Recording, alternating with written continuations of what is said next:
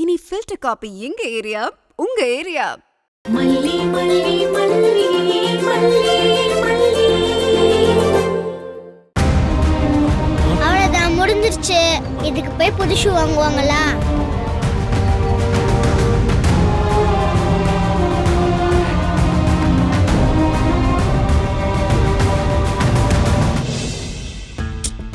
பாத்தியாம்மா, என் உசுறு செத்துருச்சுமா.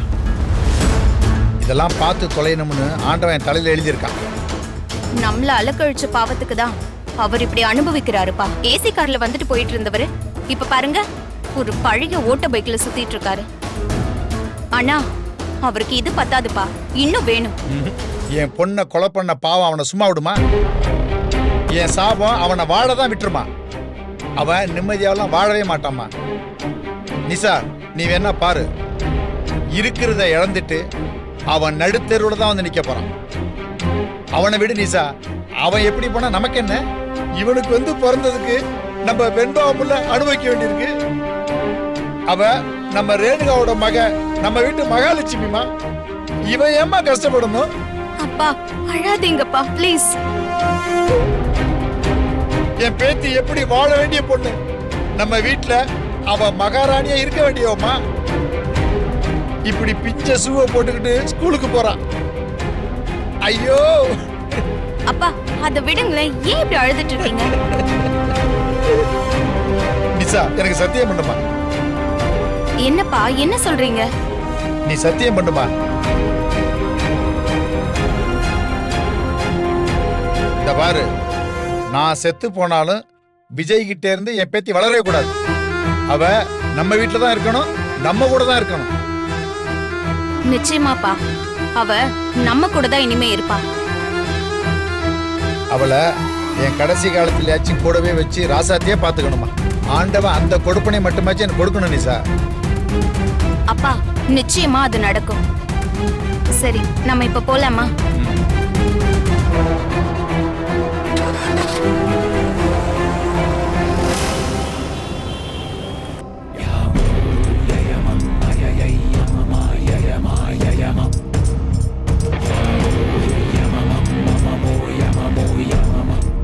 ராஜிமா, ஒரு வெத்த வேட்டு நம்மள இப்படி காக்க வச்சிட்டு இருக்கா.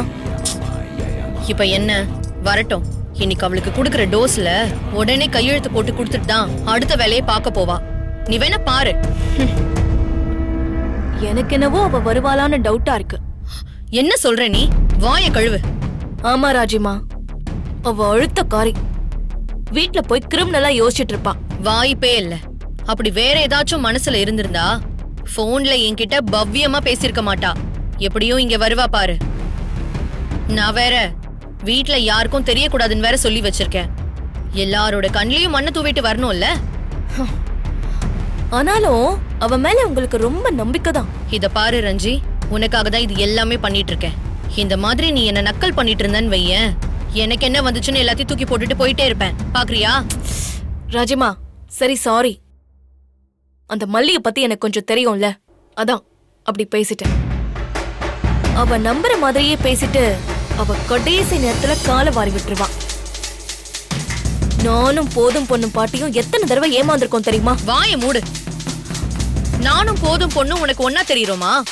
என் படிப்பு என்ன, அனுபவம் என்ன, பிசினஸ் என்ன, போயும் போயும் அந்த வில்லேஜ் பெருசு கூட என்ன கம்பேர் பண்ற? ராஜிமா, சரி விடுங்க. நீங்க ரெண்டு பேரும் ஏமாளிங்கன்னா நானும் ஏமாறுவேன்னு அர்த்தமா? நான் ஒரு காய் நகுத்துனா அது செக்மேட் தான், எங்கேயும் நகர முடியாது. இப்ப மல்லிக்கு வேற ஆப்ஷனே கிடையாது. நான் சொல்றதுக்கு அவ தலையாட்டி தான் ஆகணும், இல்லனா அவ காலி. ஓட்டமா ஓடி வந்து முதல்ல என்கிட்ட சாரி கேப்பா பாரு.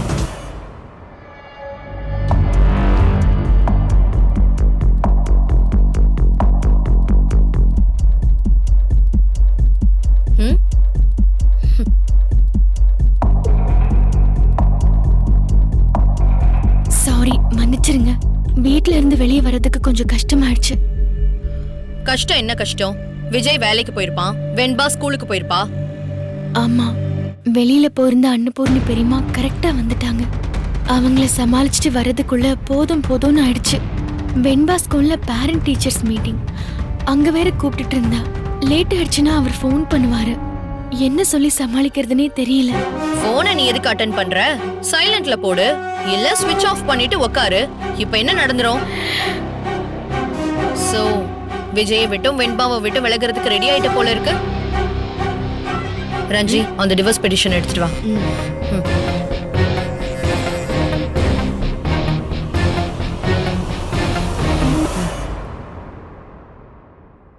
இந்தா, இதுல கையெழுத்து போடு. அதுக்குள்ள எதுக்கு கையெழுத்து கேக்குறீங்க? இல்ல, என்னதான் நீ நினைச்சிட்டு இருக்க? இப்ப நான் உன்னை எதுக்கு கூப்பிட்டு நினைச்சிட்டு இருக்க? உன்கிட்ட குசல விசாரிக்கிறதுக்கா? அது நீங்க வேற ஏதோ சொல்ல கூப்பிடுறீங்கன்னு நினைச்சு வந்துட்டேன். வேற எதுக்காவது கூப்பிடுறதுக்கு உனக்கும் எங்களுக்கும் ஒட்டா இல்ல உறவா? ரஞ்சி, இத பாரு மல்லி, 2 நாள் முடிஞ்சு 3வது நாள். 10 நாளைக்குள்ள விலைக்கு போயிடணும் தானே சொல்லியிருக்கீங்க. ஆமா சொன்னேன். அதுக்காக 10வது நாள் கடைசி நிமிஷத்துல வந்துதான் கையெழுத்து போட்டு கொடுப்பியா? இதுல யோசிக்கிறதுக்கு என்ன இருக்குன்னு எனக்கு சத்தியமா புரியல.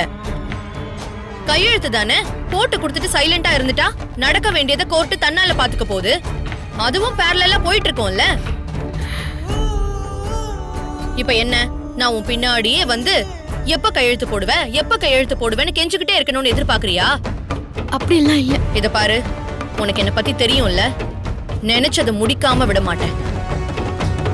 எவ்வளவு சீக்கிரம் கையெழுத்து போட்டு கொடுக்கறியோ அந்த அளவுக்கு விஜய்க்கும் வெண்பாக்கும் நல்லது. இல்ல தள்ளி போட்டுக்கிட்டே போயிடலாம், நடக்கிறத பாத்துக்கலான்னு இருந்தேன்னு மட்டும் வெயி. தம்பினும் பார்க்க மாட்டேன், தம்பி பொண்ணு பிஞ்சு குழந்தைன்னு கூட பார்க்க மாட்டேன்.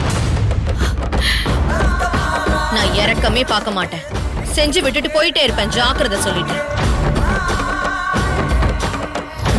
இந்தா, எவ்வளவு சீக்கிரம் கையெழுத்து போட்டு கொடுக்கறியோ அந்த அளவுக்கு நீ புருஷனா நினைக்கிற விஜய்க்கு நல்லது. பாத்துக்கோ.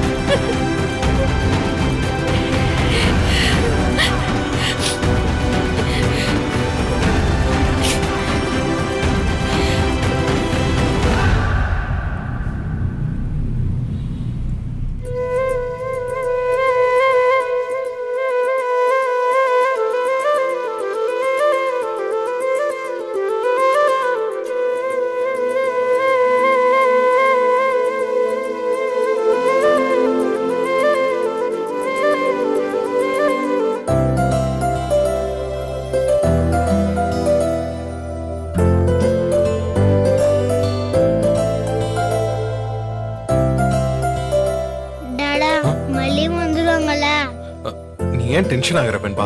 மல்லியம்மா வந்துருவாங்க. இல்ல டாடா, இவ்வளவு லேட் ஆகுது. சரி, நீ கொஞ்சம் ரிலாக்ஸா இரு. நான் மல்லிக்கு கால் பண்ணி எங்க வந்துட்டு இருக்கேன்னு கேக்குறேன்.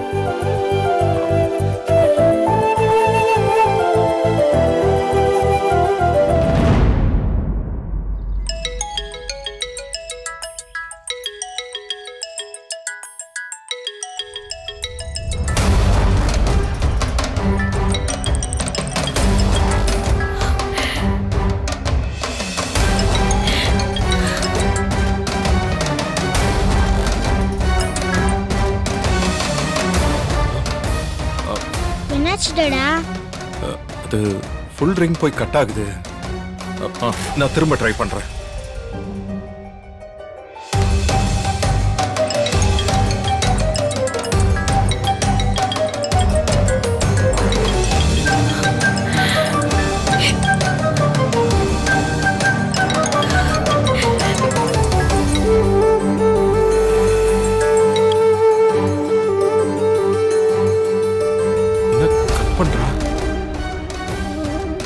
என்னாச்சு? கட் பண்ற வெண்பா, நீ டென்ஷன் ஆகாத, பாத்துக்கலாம்.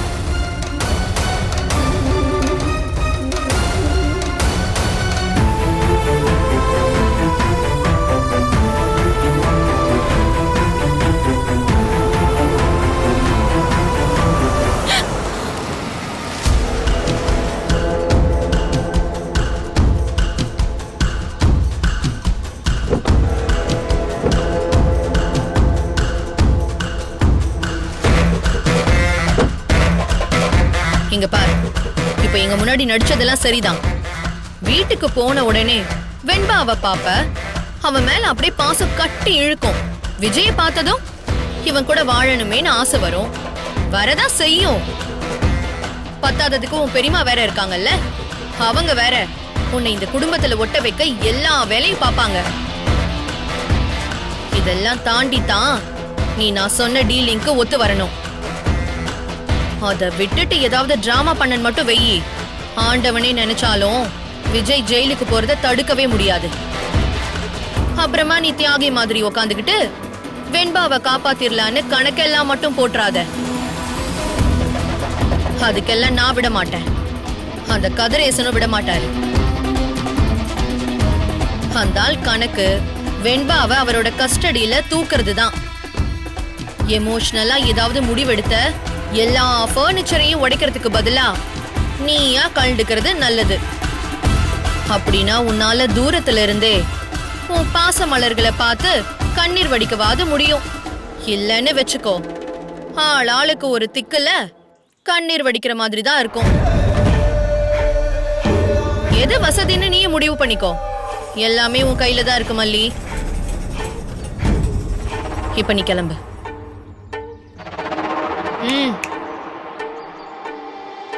ஞாபகம் இருக்குல்ல, நாங்க சொன்ன 10 நாள்ல இன்னும் 8 நாள் தான் மீதி இருக்கு. அது வரைக்கும் வெயிட்லாம் பண்ணிட்டு இருக்காத, புரிஞ்சுதா? வாங்க ராஜுமா.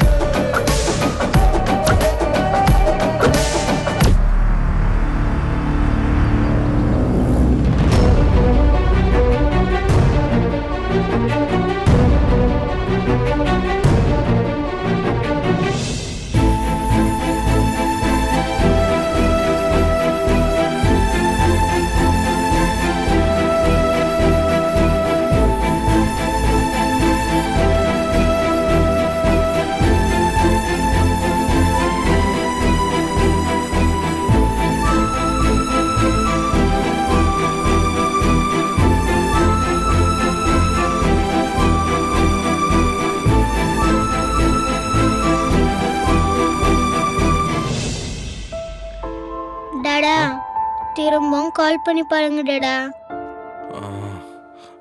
கட் பண்ணி விடுறாளே. பக்கத்துல வந்துகிட்டு இருப்பான்னு நினைக்கிறேன். இல்ல டாடா, ரொம்ப நேரம் ஆகிருச்சு, கால் பண்ணி பாருங்க.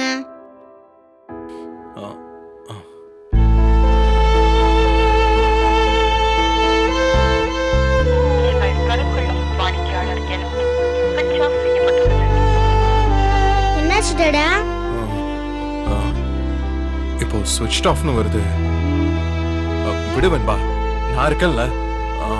மல்லிக்கு உடம்பு எதுவும் சரியில்லையோ என்னவோ, அவ வராமலாம் இருக்க மாட்டா. உடம்பு சரியில்லையா? தெரியல, இருக்கலாம். டாடா அப்படின்னா நீங்க பிக் பார்ட்டிக்கு ஃபோன் பண்ணுங்க. இல்ல வெண்பா, இருக்கட்டும், நம்ம வீட்டுக்கு போய் பாத்துக்கலாம். ப்ளீஸ் பண்ணுங்க டாடா.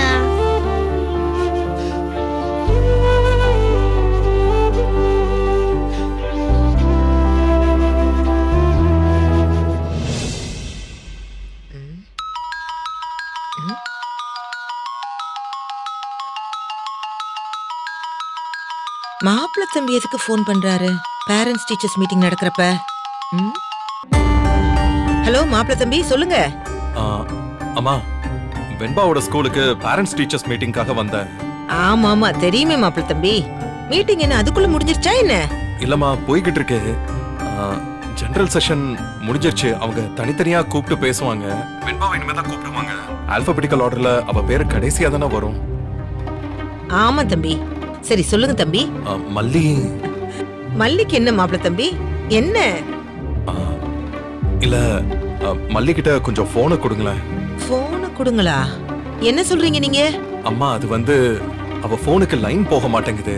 என்ன மாப்பிள்ள தம்பி இப்படி சொல்றீங்க? அவ ஸ்கூலுக்கு தானே வந்திருக்கா. ஓ, கிளம்பிட்டாளா?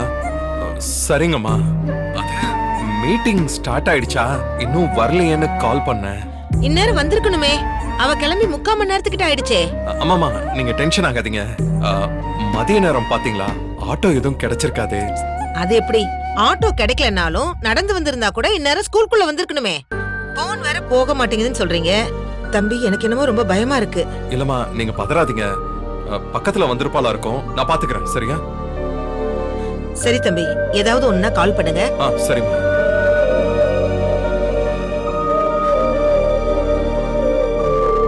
என்ன சொன்னாங்க டேடா? வீட்ல இல்லையா வெண்பா, இங்க வரேன்னு தான் கிளம்பி இருக்கா. அப்பவே கிளம்பிட்டாலாம்.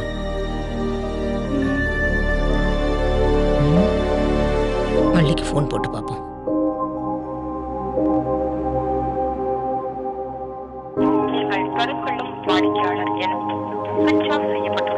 சுவிட்ச் ஆஃப்.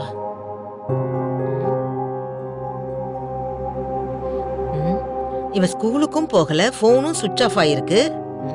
எங்கதான் போயிருப்பா, ஒண்ணுமே புரியலையே.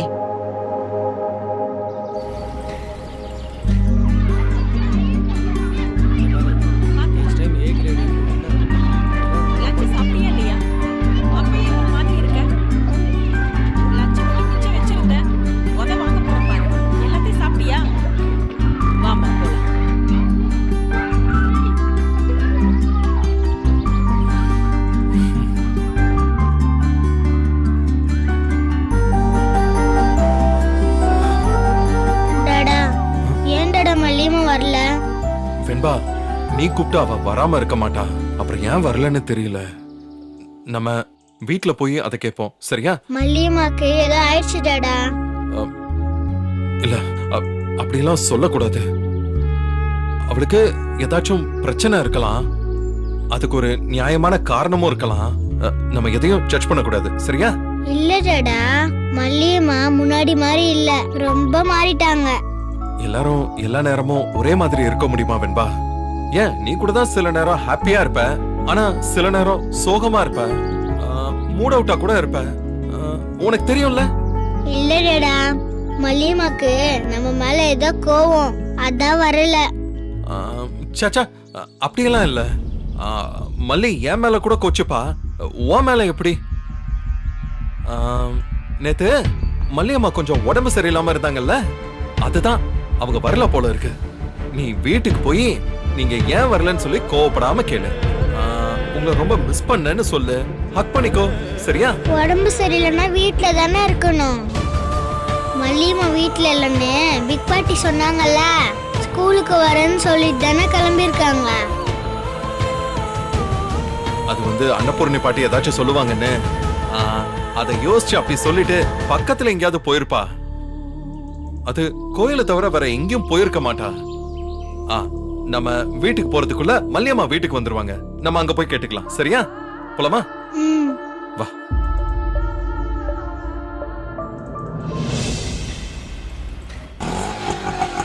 இங்கதான் நிப்பாட்டு. இங்கே இரு, நான் வரேன். சரிங்கம்மா. அடியே ராஜேஸ்வரி, ஏய் ராஜேஸ்வரி, ரஞ்சிதா, எங்கடி போனீங்க? வாங்கடி வெளியில. என்னவா இருக்கும் ராஜிமா? தெரியல, கேட்டுதான் பாப்போம். ராஜேஸ்வரி, ரஞ்சிதா, எங்கடி இருக்கீங்க?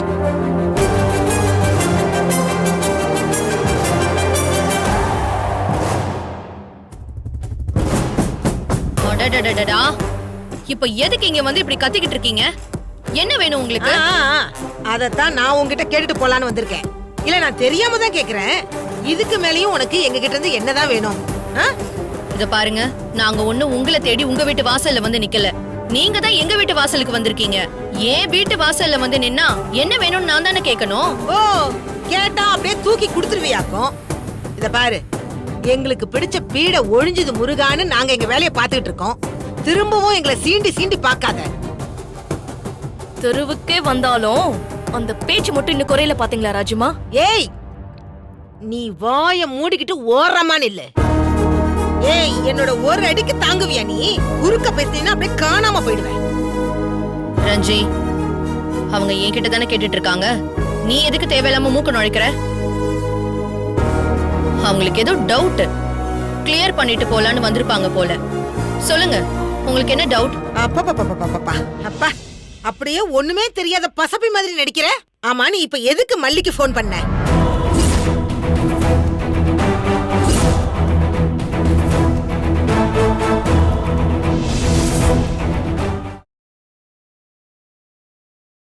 இந்த வீடியோ உங்களுக்கு உங்களுக்கு பிடிச்சிருந்தா லைக் பண்ணுங்க, ஷேர் பண்ணுங்க, காமெண்ட் பண்ணுங்க.